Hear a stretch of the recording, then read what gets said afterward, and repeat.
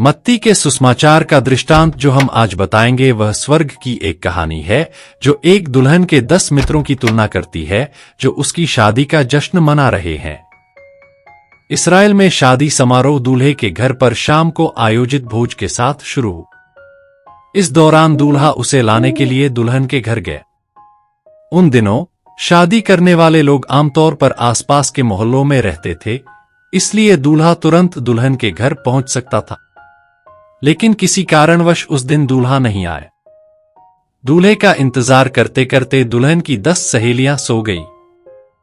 देर रात हो चुकी थी जब उन्होंने अचानक सुना कि दूल्हा आ गया है। दुल्हन के 10 सहेलियों ने खड़े होकर दूल्हे के स्वागत के लिए दीपक तैयार की। उस समय अब की तरह बिजली नहीं थी, इसलिए अंधेरी सड़क पर रोशनी करना बहुत जरूरी था।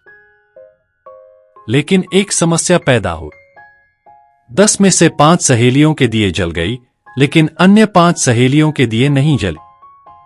दीपक हैं, लेकिन तेल खत्म हो गया है। 5 सहेलियां जो दिए नहीं जला पा रही थी, उन्होंने कहा, क्या आप हमें तेल दे सकते हैं?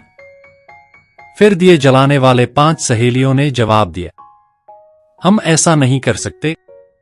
अगर हम इसे आपके साथ बांटते हैं तो तेल की कमी के कारण सभी दिए बुझ सकती है।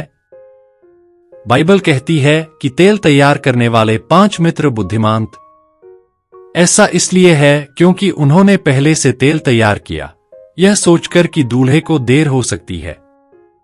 उधर जिन 5 मित्रों ने तेल नहीं तैयार किया, उनका कहना है कि वे मूर्ख हैं।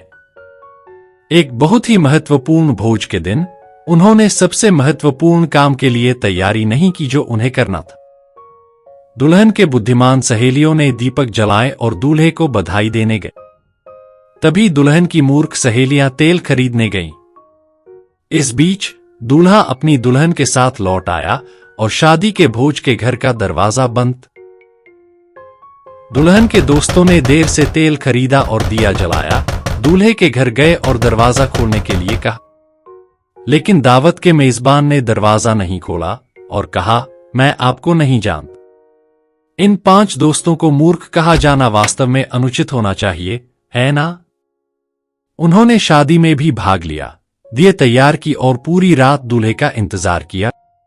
लेकिन सबसे महत्वपूर्ण तेल के बिना उन्होंने जो कुछ भी तैयार किया था और इंतजार किया था वह बर्बाद हो गया।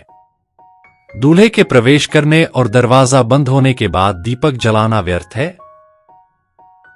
सभी जैसा कि यीशु इस कहानी को बताते हैं, वह हमें सतर्क रहने के लिए कहता है, जिसका अर्थ है तैयार और सतर्क रहना।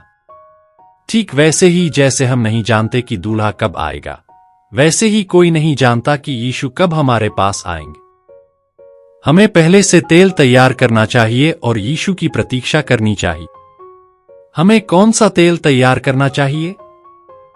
मैं चाहूंगा कि आप इसके बारे में ध्यान से सोचें। मुझे आशा है कि वचन को सुनने वाले हमारे मित्रों का जीवन हर दिन पहले से तेल तैयार करने से भर जाएगा।